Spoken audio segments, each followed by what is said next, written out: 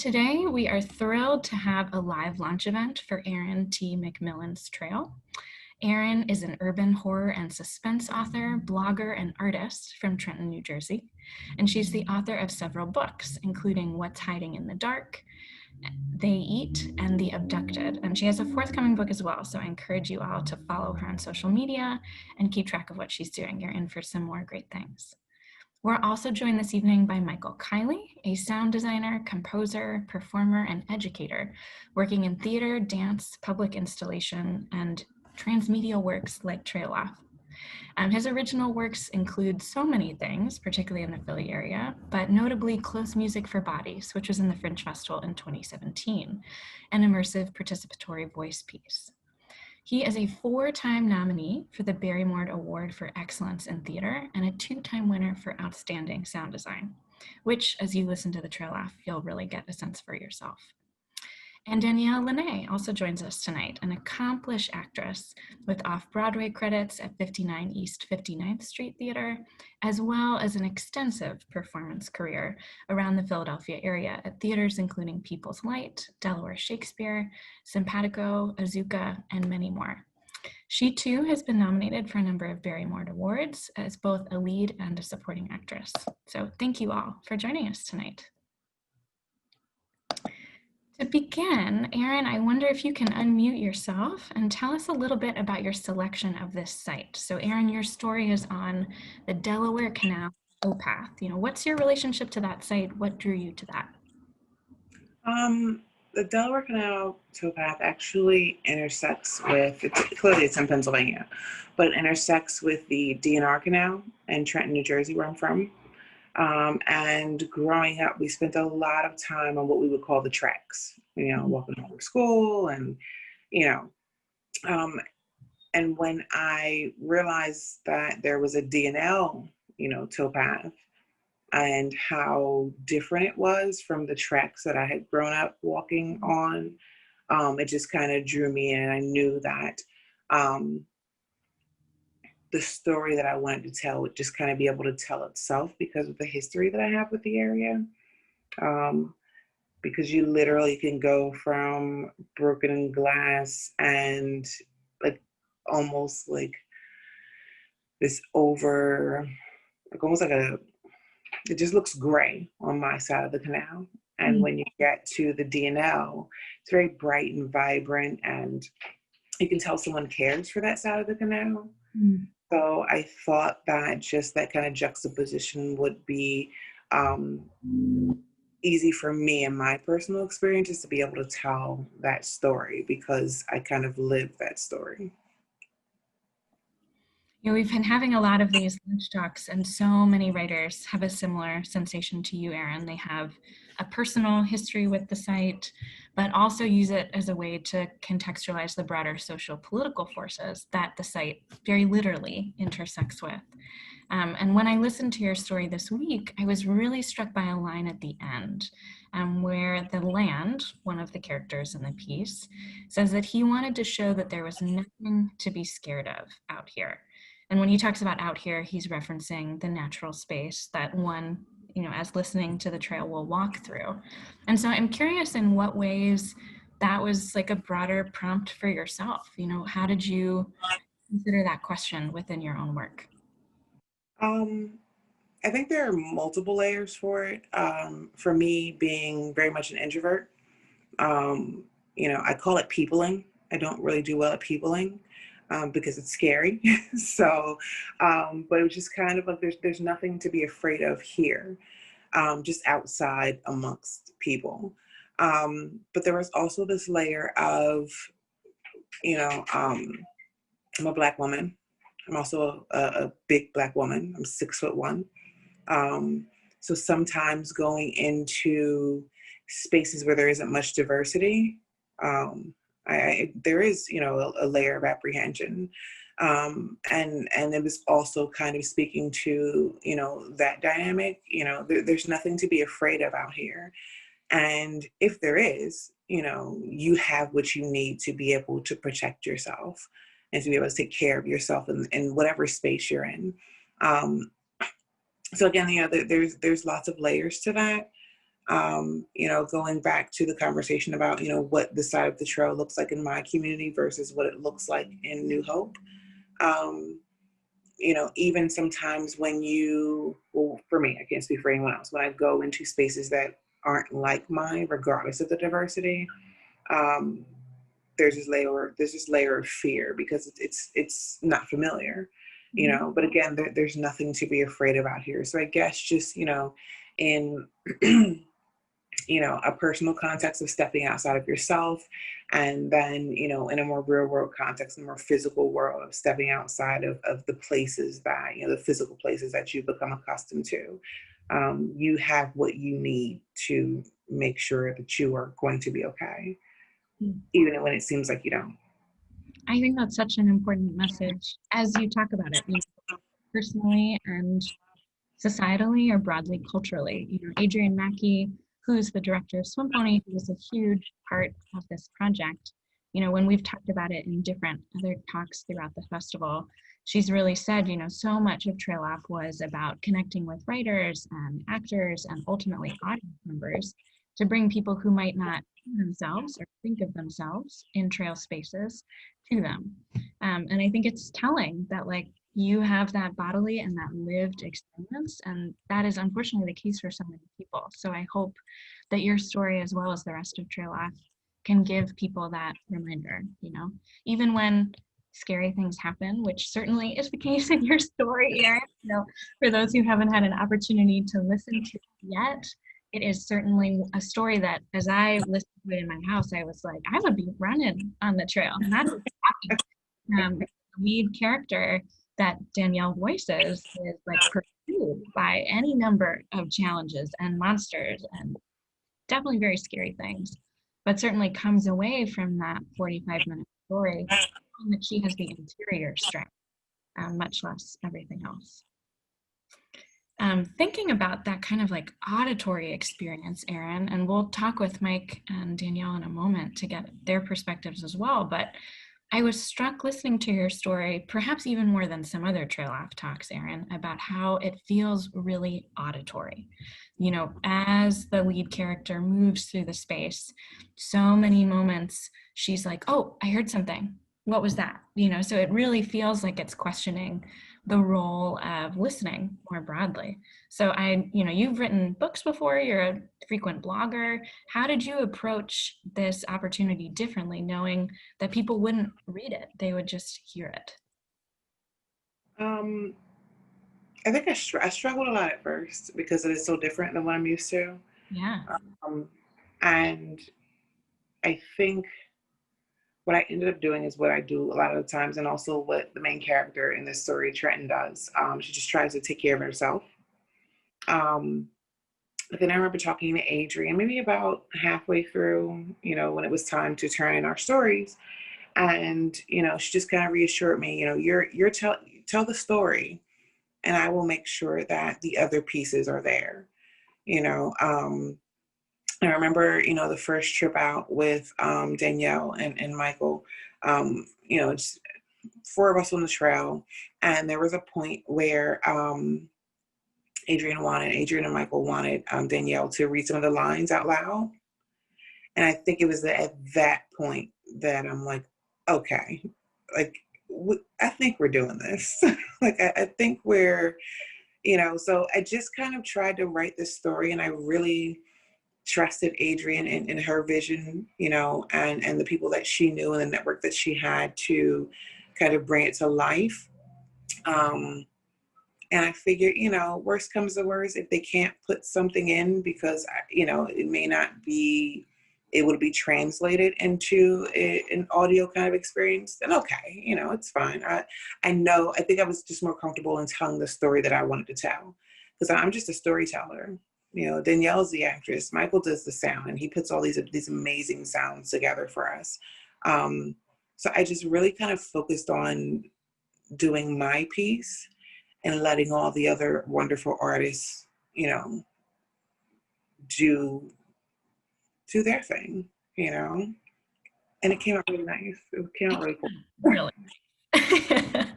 And I think it speaks to the strength of your work, Erin. But again, you know, it takes a village.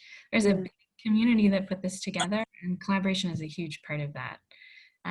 Mike, I wonder if we can listen to that first little clip.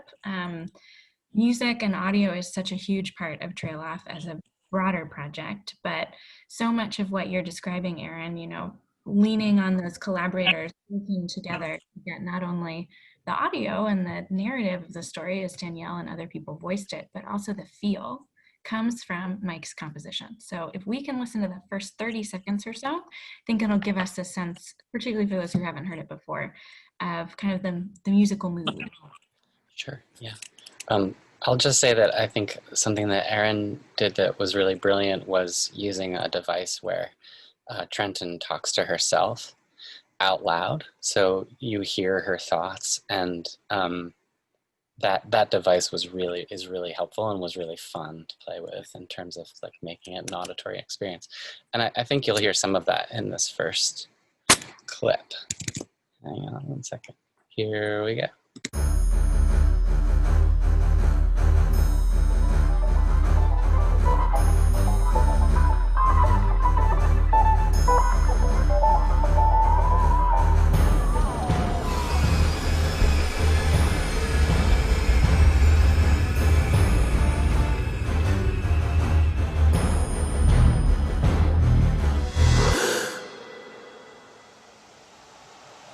What?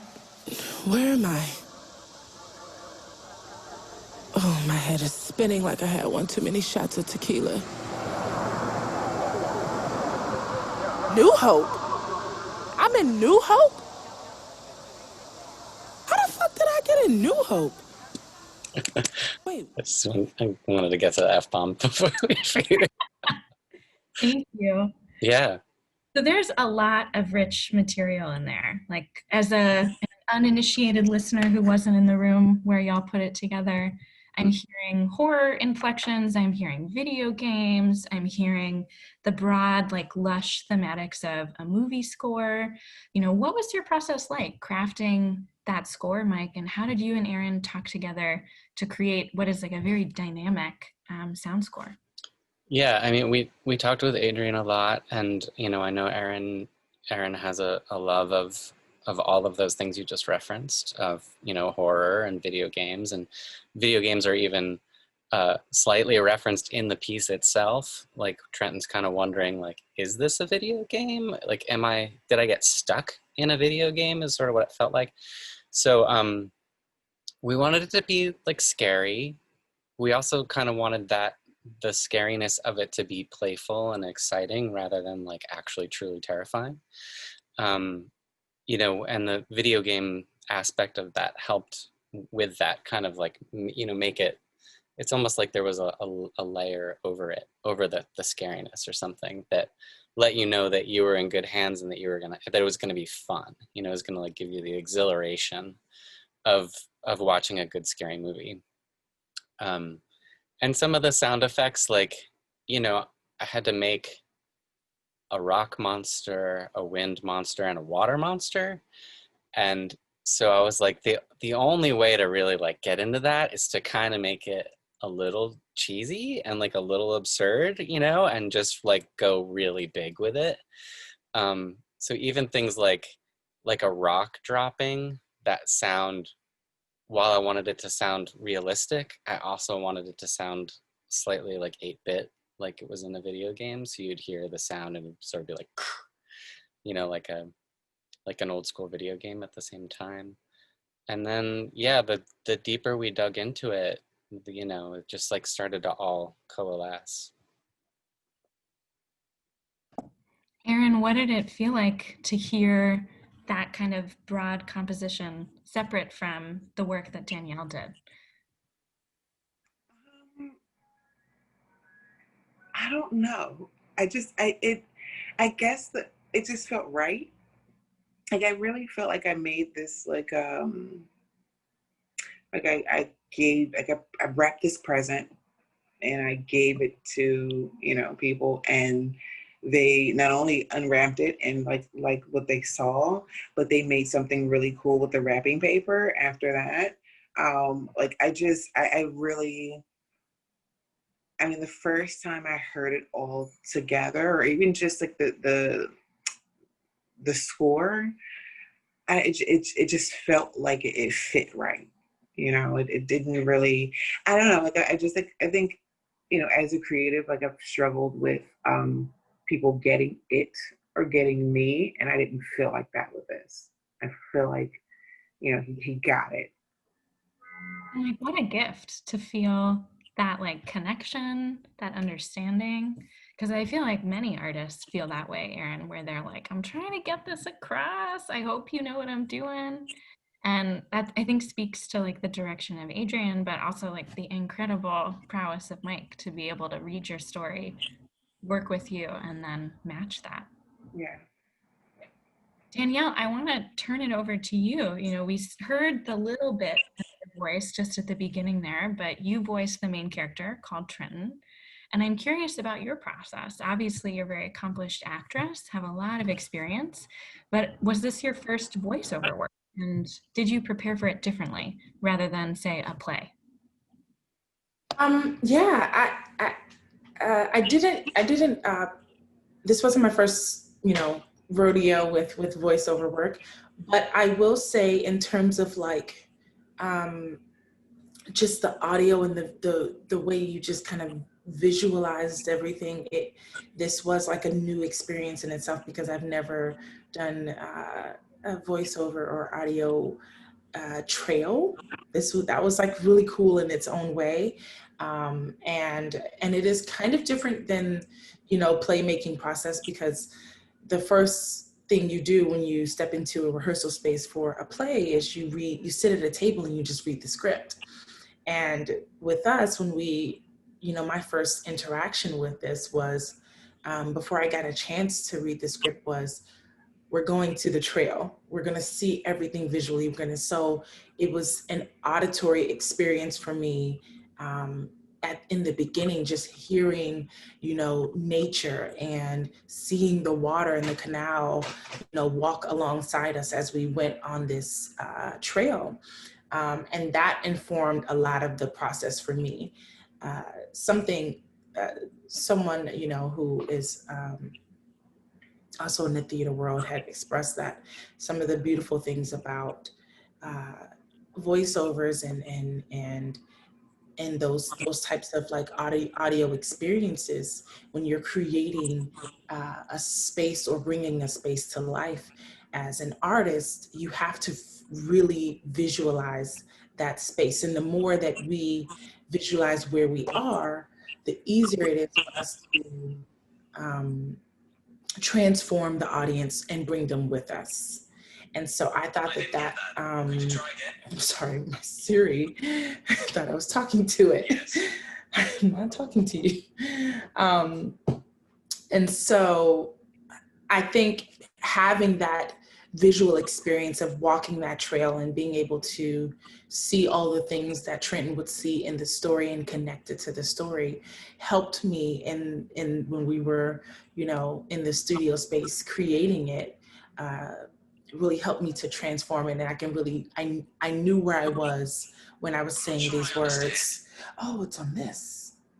I knew where I was when I was saying those words, and so I think that helped to paint that picture a little bit more, especially with, Mike's sound design and Erin's words. Like, I am so grateful that she kind of trusted us with this thing, because it was wonderful to be able to take that and walk on that trail and know what we were seeing, and at each moment what was happening. Like, I visualized those monsters, I visualized the rocks, I visualized the water coming to life, and that, that fear, but also the coolness of it, just kind of like all just kind of married itself into this beautiful canvas of art. And so that was kind of my process. It really was walking that trail initially started that journey of like really being able to know these words and understand what was happening for Trenton. I will say, as a listener, we feel that. So much of that comes from like Erin's first person narrative, but also your like incredible energy, Danielle. You know, all of the TrailOff stories are different. Some of them are a little bit more meditative. Some have narrative aspects with lots of different voice actors. And this story is particularly evocative because you feel like you are Trenton. And so we feel your presence there, Danielle, and it almost like transmutates into the listener themselves as they go through the story. Yeah, I think that came from me initially meeting Erin, knowing that this was, you know, Erin talked about being you know, kind of introverted, and I'm completely like opposite, but being able to walk alongside that trail with Erin and kind of, I don't know, I can't really describe it, but in a way, when I met you, Erin, I just got it. There was a way of like, when I saw Trenton's words, I was like, oh yeah, I know this person because I also am a Black woman. You know, I may not be a tall Black woman, but I have the sass of a tall Black woman. So like, I got that sense, and you instantly, when you hear Trenton, and you're like, oh, I know who Trenton is because I got to meet Trenton and I got to hang out with Trenton. And so it was really great being able to take that and hopefully, you know, as an artist, it's always our hope that as storytellers, we can, you know, tell the story the way the writers wanted the stories to be told. So. Well, I think that really comes through. And I'm wondering now if we maybe want to go to another audio section. You know, Mike alluded to this a little bit, but like there are some intense fight sequences. Danielle is like fighting for her life, fighting for the two children that Trenton has in this particular story, and dealing with all kinds of demons. There's one that's called the Land, which is kind of this rock monster that Mike talked about, and also one that is the water, but also the air. All of the elements are conspiring against this strong woman, who of course wins in the end. But I wonder, you know, if we can break it down a little bit. It's so great to have Mike here because he has all of the original audio files so carefully tended to and layered. So I wonder if we can listen to the first one that does this fight sequence, but does not include any additional sound design or composition. It's just the strength of Danielle's voice. So let's take a listen to that. Okay. Yeah, this is Danielle just by herself. Come on now, guys. You said you would help me along the way. I appreciate the shoes and all, but can you just throw me a bone here? Here you go, my love. Huh? A rock? Yeah, that'll do. Thanks.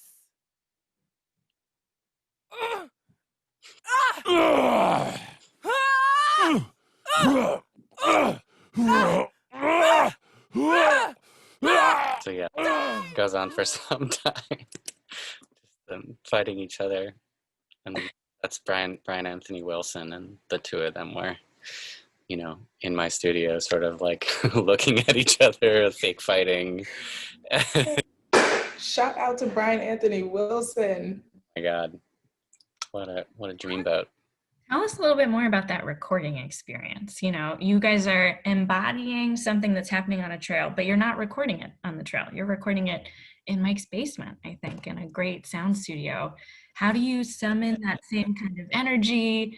You know, I imagine you and Brian are not physically fighting each other, but you're like bringing those sounds out of your body so that our minds can envision that.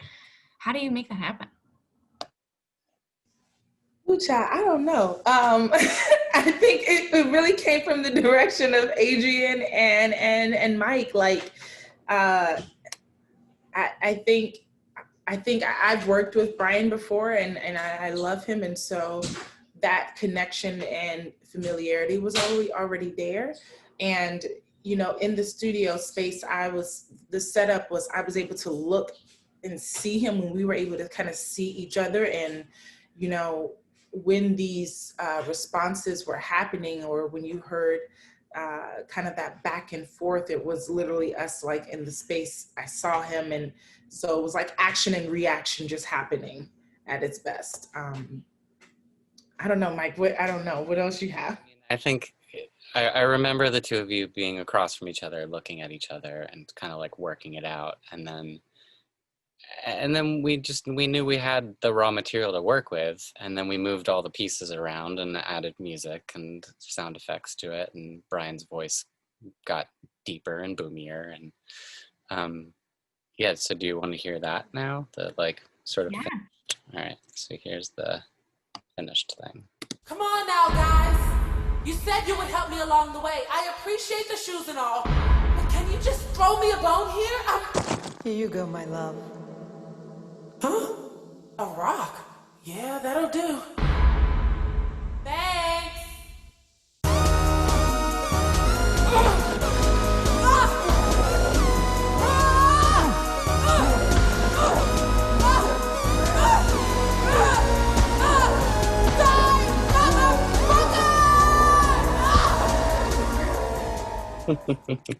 So silly. It Oh, amazing. was fun. It was really fun to make. Yeah. Mike, I wonder if you can, for our listeners who are maybe less ensconced in the theater world, as I know we all are, just take us back for a second. What is sound design? I know sometimes I say that to people and they're like, you don't have to design sound, it just exists. And obviously we know that is not true, as seen by these two different audio spaces. So we talked a little bit about composition, but tell us about the design. Like, how do you create those effects? What goes into that? Yeah, I mean, sound design is, you know, all of the auditory information within a production. And I'm also a composer, so I really sort of love trying to weave those two elements together so that there's not like this music here and this sound design here, but they sort of talk to each other. And I was really able to do that with Erin's piece for sure. So for like the rock monster, you know, I pitched his voice down, and then you heard that Danielle's voice was very affected because in this moment she's standing underneath a bridge. So like I was trying to make it sound like she was, you know, because you are as the audience member standing under that bridge when you're experiencing it. So what we were going for was trying to get the voice to sound like it would in that real space. And that was actually why we had Danielle read a couple lines outside that day, because I just sort of wanted to hear it in the space a little bit so that I could try and recreate that. Yeah, and then just like layering on the crashes and bashes and, you know, the rock monster hitting the bridge. And so I, you know, would dig through sound effects libraries and like really, really, really manipulate the raw content that I would find, because it's such a specific thing, you know, and the way that the rock monster attacks and how and when is like very, very specific. So I had to get creative with it. And so for most of those effects, Mike, it sounds like you're sourcing them and then manipulating and modulating them. Are there any of them that you like made, like a Foley effect, or did you drop rocks yourself in the studio? Adrian might recall a hilarious day where we tried to like make a sound stage at Drexel in like a black box and record a bunch of stuff that was like hyper specific, where I'm like, how am I gonna make it sound like this person is crawling up a embankment of a river? You know, it was like something. So I was like, because, you know, in this piece I had to do a lot of things that I did not know how to do, you know, that I had never done before. And none of that material got used from that soundstage day, but I did end up Foleying and recording a lot of stuff in my studio. And then an element that became a really big part of pretty much every walk was that I made a binaural recording of every trail and then used the actual footage. So let me explain what that is. So binaural recordings are, they're captured with microphones that are spaced the way that your ears are. And so what I do is I actually wear them in my ears when I'm walking. They look like earbuds, but they're microphones. So I sit them in my ear and I walk the trail, and that captures the spatialization that exists in the real places that the walks take place in. And then I use that material and like edit it and chop it up and make loops from it so that there's an undercurrent of the sound that you would hear if you were actually just on the trail without earphones on at all. So that became a big part, and then we had to make the sound design work binaurally as well. So I used a lot of programming to get things to feel like they were flying through your head or around you or underneath you or whatever. So we bought a lot of plugins to help make that stuff happen. And it makes a huge difference. I remember the first time we heard it, Adrienne was at the FringeArts office and she was like, I'm not just going to play it off my phone. Like, you really got to put the headphones in and kind of walk around, because it feels like, this is not a great description, but it feels like a 3D movie, but auditorially, where you're like really walking through the space, particularly with Erin's trail. Like, the rocks are flying past you. Yeah, it just needed to be like that. It needed to feel like a three-dimensional augmented reality performance, I think. So Erin and Danielle, I'm curious, you make this incredible piece and you also trust your collaborators. You each create a different section. Mike adds a number of things. What did it feel like for the two of you to hear the final audio? I know, the app has just been released, so we have yet to be on the trail, but I'm curious, you've heard it. What does it feel like to have that experience? I don't know for me, but I listened to the trail. I was in my room, and I started out sitting on a couch, and somehow I ended up on the floor with my feet in the air, just like I don't know how I ended up in that type of position by the end, but I just got so engrossed with it, where initially sometimes I struggle hearing my own voice, especially with audio, but Mike did such a great job that it transformed me. I was yanked out of my head, and wasn't thinking about how I sounded anymore. It was more of like, wow, this story, and the other voices in this story that kind of culminated into this masterful experience. I was transported. For me, I think I remember early on, Adrienne asking me what I wanted my voice actors to sound like. And I said to her, I said, have you ever seen one of those or heard one of those commercials on the radio for McDonald's, but it's a commercial that they're pitching to an urban market where, it's like, hey, buy these chicken nuggets, homeboy. I didn't want that. I didn't want it to feel disingenuous, and when I heard it all together, it's like this, it feels real. My main character's name is Trenton because that's where I'm from. This is what I know. And I wanted to make sure that whatever we did was authentic. And I feel like hearing that final result, really felt authentic. Very much my personality, very sarcastic, very snarky, very expletive laden. But that's the story I wanted to tell. I wanted to be genuine, and that's what we ended up with. And I was very pleased with how it came out, and a little bit, impressed with my storytelling, if I do say so myself, Absolutely. It's a really engaging trail. All of the trails are, but this one in particular, I was like, oh, I've listened to it at home. I can't wait to get out on the trail and experience it there, because it will be, Danielle, you talked about an embodied experience. I had a similar thing where I'm listening to this at my desk, and then I'm like, oh my gosh, we got to move around. It really gets to you. So having that on a trail, I'm sure will be a whole nother level. So a reminder to everybody tuning in, you can get the TrailOff app. Please go ahead and download it and then get yourself to these trails, spend some time outside and engage with the work that is super special.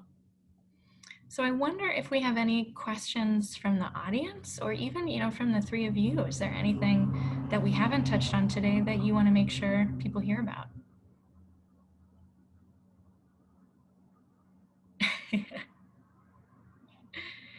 One thing, oh, Mike, go ahead. Oh no, I was just preparing in case in case inspiration struck. Appreciate everybody being at the ready. One thing I'd be curious about for the three of you is how you imagine, if at all, this experience might impact your work going forward. For each of you, this is certainly related to your practice, but I know, Mike, you mentioned, this is my first time doing something quite like this. I've learned a lot of new things. And I think that each of you have talked about that in some ways. So is anything from this experience something that you're going to keep in your pocket and use on a next project? Yeah, most definitely. Funny stories. I had just recently this year did, because of the circumstances and then quarantine, I did a radio play, and the radio play called for like action scenes and really this lively thing where a lot of violence and fighting takes place in this radio play. And this experience kind of helped inform that, like really playing with the breath and really playing with different positioning with the microphone. And I had thoughts of like how do we create this auditory experience. It has to start from, and this was a space where I didn't get the opportunity to actually see the place first. So I had to kind of create, a lot of that background work was creating that space and that visual place so that I could actually transport myself into it. So then my voice can kind of create some type of illusion that I am in this space. So I think having this experience prior to kind of helped with that process. And I think it'll continue to help when it comes to really creating that when you're telling a story audibly, and you're kind of creating that illusion that you're in a different space than where you are. Because the radio play, I was sitting in a walk-in closet, and we were traveling in the play, traveling to different spaces, across the country. So this helped me to really be able to tell those other stories, and I'm sure it's going to continue to influence future work like that, because we're in a time where a lot of this will be happening. A lot of voiceover work is what's going to be in for a while, because we can't be in person for a lot of things. So yeah, this was really helpful. I'm glad you brought that up, Danielle. Danielle's modest, but I want to encourage people to check it out. It's a piece called Is God Is, which was presented by the Wilma, a really amazing production. And I think in some ways TrailOff is prescient. Who knew that in so many ways this would be the perfect piece? It's socially distanced, it's individual. Thank God it was, recorded in advance, but, with those skills, I'm sure many theater professionals will continue to move in that direction. And Mike, I'm curious, for you and Erin, how has it impacted your ongoing practice? Yeah, I mean, it did really prepare me for this moment, now I'm just waiting for the work to show up, but like, a reminder to everybody out there, Mike Kiley is so talented, so let this hire me. Yeah, and I just, as a sound designer for theater, unless I'm miking actors, I'm hardly dealing with voice, voice and sound in that way, to have it all like canned into the same place rather than layering recorded elements over live elements. So yeah, there was a lot of engineering stuff that I had never done before, and just like, how am I going to capture this? What mics to use? And we had pretty limited resources, and we just really pulled off a lot of really cool sounding stuff. So, and just the general scope of it, you know, it was like, oh, now I feel like I can design anything after this. I was like, okay, bring it. Like, what do you got? Because I just had to do so many different outrageous things for all 10 of these walks together in a very short period of time. So.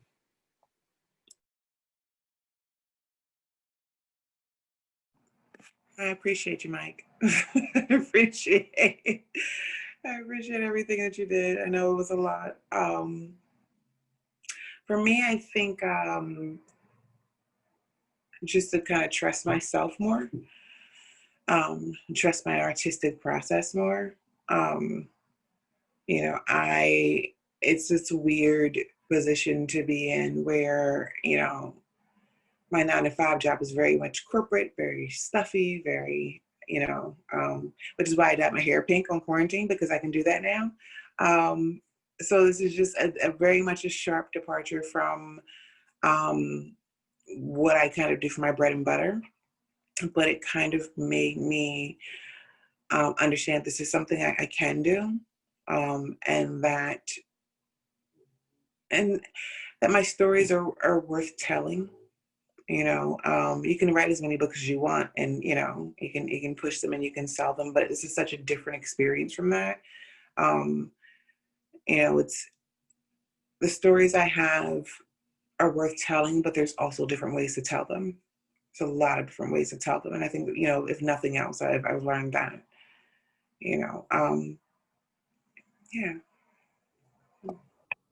Absolutely worth telling. So I think it's a good reminder for everybody on the team, for sure. Well, I want to say thank you so much to our panelists for joining us this evening, and to our listeners live and joining us thereafter. Another reminder to please download the TrailOff app. It is accessible now and will be up for the next year.